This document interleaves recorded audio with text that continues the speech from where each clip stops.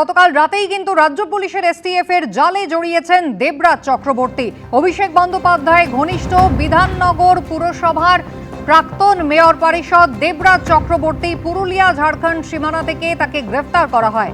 বাগুইআটি থানায় 12ই মে তার বিরুদ্ধে রুজু হওয়া মামলার প্রেক্ষিতেই গ্রেফতার হয়েছেন দেবরাজ চক্রবর্তী। তার বিরুদ্ধে থানায় 10 জন প্রমোটার অভিযোগ করেছেন।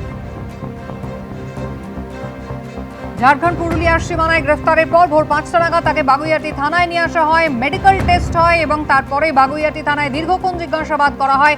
তাকে আজই বারাসাত আদালতে তোলা হবে। তোলাবাজি থেকে হুমকি, কালো টাকা সাদা করা, কোম্পানি ফর্ম করা, যে কোম্পানির নাকি আদৌ কোনো অস্তিত্ব নেই, এমন একাধিক অভিযোগ রয়েছে দেবরাজ চক্রবর্তীর বিরুদ্ধে।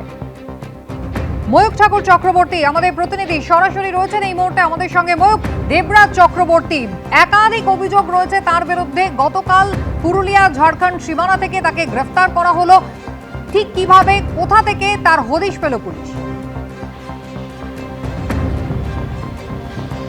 দেখো, যে সূত্র মারফত যে খবর আমরা এখনো পর্যন্ত পাচ্ছি যে পুরুলিয়া ঝাড়খণ্ড সীমান্ত, এটা পুরুলিয়ার ঝালদা থেকে কাছে, জায়গাটার নাম হচ্ছে মুড়ি। এই মুড়ি এলাকাতে দেবরাজ চক্রবর্তীর ঘনিষ্ঠ একজনের একটা আন্ডার কনস্ট্রাকশন রিসর্ট আছে, নির্মীয়মান রিসর্ট, যেটা কোনো কমপ্লিট হয়নি, যেটা কোনো পাবলিকের জন্য খোলেনি। সেই রিসর্টে গত 10 দিন ধরে ঘনিষ্ঠ একজনের সঙ্গে ছিলেন দেবরাজ চক্রবর্তী এবং ওই রিসর্টেও দেবরাজের ইনভেস্টমেন্ট রয়েছে। শুধু মুড়ির ওই রিসর্টে নয়, ঝাড়খণ্ডের আরও বেশ কয়েকটা জায়গায় রিসর্ট বিজনেসে কিন্তু দেবরাজ চক্রবর্তী ইনভেস্ট করেছেন, এমনটাই সূত্র মারফত আমরা খবর পাচ্ছি। দেবরাজ চক্রবর্তী এবং অদিতি মুন্সি যখন মহামান্য কলকাতা হাইকোর্টের কাছে আগাম জামিনের আবেদন করেছিলেন, যখন তাদের আবেদন রিজেক্ট হলো, অর্থাৎ অদিতির আবেদনে আদালত সাড়া দিলেও দেবরাজ চক্রবর্তীর আবেদন যখন রিজেক্ট হয়েছিল, তারপর থেকেই কিন্তু দেবরাজ চক্রবর্তী অ্যাবসকন্ড হয়ে যান, পালিয়ে যান এবং নিজের ফোন তিনি বন্ধ করে রেখেছিলেন। এসটিএফ সূত্রে যে খবর পাওয়া যাচ্ছে যে রাজ্যের বিভিন্ন জায়গায় এই পলায়ন পর্বে গিয়েছেন দেবরাজ চক্রবর্তী। তিনি উত্তরবঙ্গে গেছেন, নর্থ বেঙ্গলে, সেখান থেকে কালিম্পংয়ে গেছেন। কালিম্পংয়ে দেবরাজ চক্রবর্তীর একটা বিলাসবহুল রিসর্ট ছিল, সেখানে গিয়ে ইনিশিয়ালি কয়েকদিন থেকেছেন।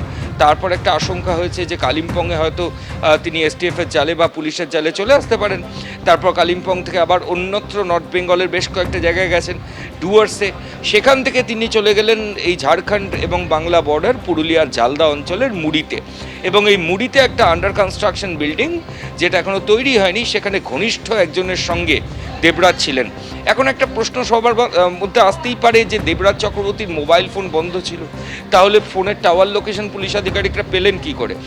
সূত্র মারফত যে খবর পাওয়া যাচ্ছে যে দেবরাজ যে ঘনিষ্ঠের সঙ্গে অ্যাকাম্পানি করছিল গত কয়েকদিন ধরে, এসটিএফের গোয়েন্দারা তাকেই ট্র্যাক করছিলেন এবং সেই ব্যক্তির টাওয়ার লোকেশন এবং অন্যান্য তথ্য প্রমাণ, সেগুলো দেখেই দেবরাজের যে লোকেশন সেটা এসটিএফের অফিসিয়ালসরা পুরোপুরি কনফার্ম হন এবং তারপর দেবরাজকে ওখান থেকে পুলিশ আধিকারিকরা অ্যারেস্ট করেন।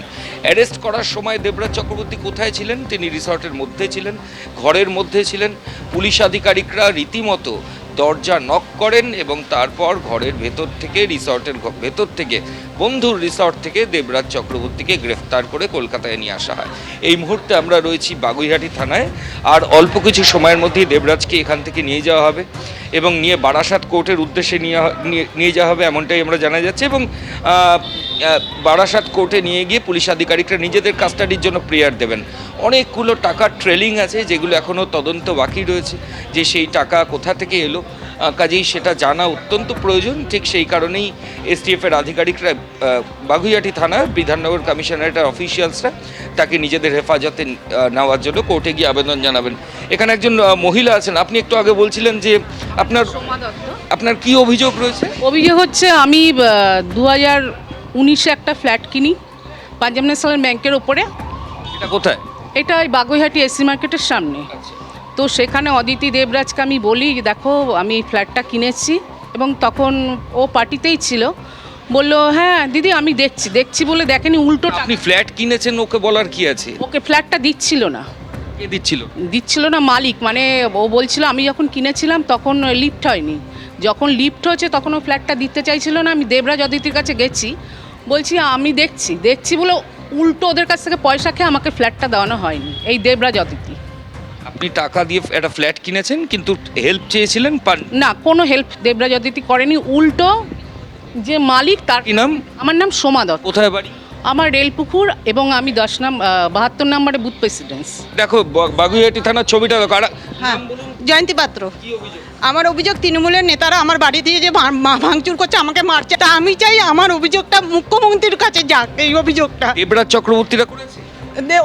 ওরই জনগণ, মানে ওরই সাথী সব। হ্যাঁ, আমার বাড়ি আপনার কি নাম? জয়ন্তী পাত্র। এরকমই অর্থাৎ ছবি দেবরাজ দেখো চক্রবর্তী, তার অনুগামী এবং তার স্ত্রী, এদের বিরুদ্ধে কিন্তু ভুরি ভুরি অভিযোগ। এবং যেখানে বাগুইআটি থানায় দেবরাজ চক্রবর্তীকে গ্রেফতারের পর এখন রাখা হয়েছে, তার বাইরেও অভিযোগকারীরা তারা কিন্তু ইতিমধ্যেই জড়ো হয়েছেন। কিছুক্ষণের মধ্যেই বারাসাত কোর্টে নিয়ে যাওয়া হবে দেবরাজ চক্রবর্তীকে। কৌস্তব বাগচি ব্যারাকপুরের বিজেপি বিধায়ক, তিনি কি বলছেন এই গ্রেফতারি নিয়ে দেখুন। আমি তো এই কথা বলেছি, দেবরাজ হচ্ছে ছোট অভিষেক, এই জেলার অভিষেক ব্যানার্জির পাইরেটেড ভার্সন। আমি বলেছি ভাইপোর পাইরেটেড ভার্সন হচ্ছে এই জেলার। এরকম অনেক অভিষেক ব্যানার্জির লাইট ভার্সন আছে বিভিন্ন জেলায়। অভিষেক ব্যানার্জি এরকম বিভিন্ন লোকজনকে করে রেখেছে তার লাইট ভার্সন জেলায় টাকা তোলার জন্য। দেবরাজ শুধুমাত্র সাধারণ জনগণ ব্যবসায়ীদের থেকে তোলাবাজি করতো না, তৃণমূল নেতাদের থেকেও তোলাবাজি করতো। তৃণমূল নেতাদের থেকেও টাকা তুলতো দেবরাজ। ওখান থেকে বলে দিত ক্যামাক স্ট্রিটের নির্দেশ আছে, এত টাকা দিতে হবে, পঞ্চায়েতে ভোটে লড়তে হবে, ক্যামাক স্ট্রিটের নির্দেশ এত টাকা দিতে হবে। এই টাকাগুলো তো কালেকশন করতো দেবরাজ। এবং কোথায় কোন জায়গায় বড় কোন ব্যবসায়ীর কোন কাজ কি হবে না হবে, ক্যামাক স্ট্রিটের নির্দেশ দেবরাজের মারফত এখান থেকে কাকে কত টাকা দিতে হবে। ওই যে বললাম ভাইপোর পাইরেটেড ভার্সন। কিছুক্ষণের মধ্যেই দেবরাজ চক্রবর্তীকে বারাসাত আদালতে নিয়ে আসা হবে। সরাসরি আপনাদের নিয়ে যাব আদালত চত্বরে। আমাদের প্রতিনিধি সমীরণ পাল রয়েছেন আমাদের সঙ্গে। সমীরণ, নিরাপত্তার কি বন্দোবস্ত দেখছো এখনো? তোলাবাজি এবং ভোট পরবর্তী সংঘর্ষের অভিযোগে দেবরাজ চক্রবর্তীকে গ্রেপ্তার করা হয়েছে এবং আজকে কিছুক্ষণের মধ্যে বারাসাত আদালতে নিয়ে আসা হবে।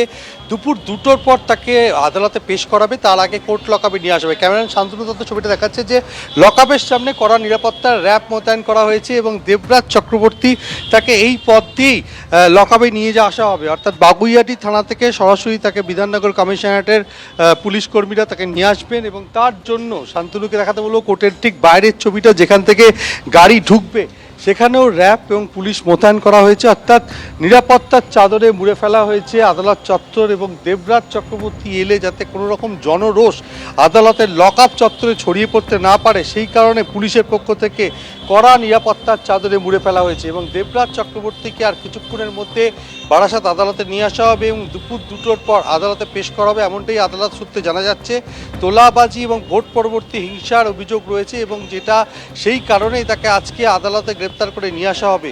এবং কিছুক্ষণ আগে কৌস্তব বাগচি একটি অন্য মামলার জন্য এসেছিলেন বারাসাত আদালতে। তিনি জানিয়েছেন যে দেবরাজ চক্রবর্তী শুধু ব্যবসায়ীদের থেকে তোলা তোলেননি, তিনি দলের কর্মীদের থেকেও তোলা তুলেছেন। অর্থাৎ তার তোলাবাজির অভিযোগ তার বিরুদ্ধে সর্বত্র এমনই অভিযোগ রয়েছে। এবং সেই দেবরাজ চক্রবর্তীকে যেহেতু বারাসাত আদালতে নিয়ে আসা হবে, সেই কারণে জনরোষ যাতে কোর্ট লকআপের দিকে না এসে পৌঁছতে পারে তার জন্য র্যাব মোতায়েন করা হয়েছে বেশ কয়েক ঘন্টা আগে থেকেই।